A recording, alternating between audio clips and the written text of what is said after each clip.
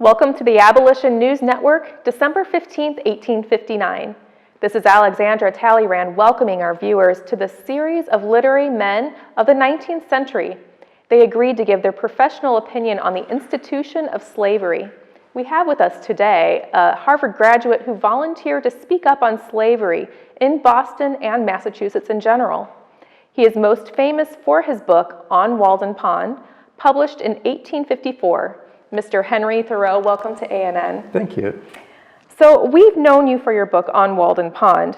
What was your inspiration for getting involved with the anti-slavery movement? Well, Ms. Talleyrand, I sought freedom at Walden Pond and to be close to nature. Freedom and liberation are one of the most important aspects of life. We simply cannot do without freedom. In 1854, a poor captured slave named Anthony Burns was tried and convicted and escorted to the Boston harbor to be returned to slavery by a company of the state militia. My opposition to that incident has been rising on my mind ever since. On July 4th, I gave my opinion in a speech in Framingham called Slavery in Massachusetts. But it was the federal law on fugitive slaves that was being carried out, wasn't it? It's not whether the law was constitutional, but whether the law was right. The law was wrong and should not be obeyed. Rather than just obey, I need to know what match I could touch and what system I would blow up. I would let the dark earth roll from under me. I cannot convince myself that I do not dwell in hell, the site of that political organization called Massachusetts, which to me is covered in volcanic cinders, such as Milton described in the infernal regions. My freedom I saw at Walden Pond was to me the opposite of slavery and grew on me as time went on. Then I gather you are not in agreement with your government. I'll tell you what government I recognize. That which establishes justice in the land, never that which establishes injustice. Can you give us an example of that?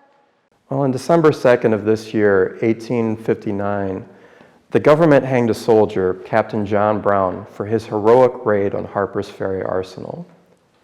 I defend not John Brown, but the principle under which he acted. Brown is a hero on principle. He is a great man because he acted on the principle that slaves should be freed. He respected the rights of the poorest and the weakest of those enslaved. He followed his own conscience.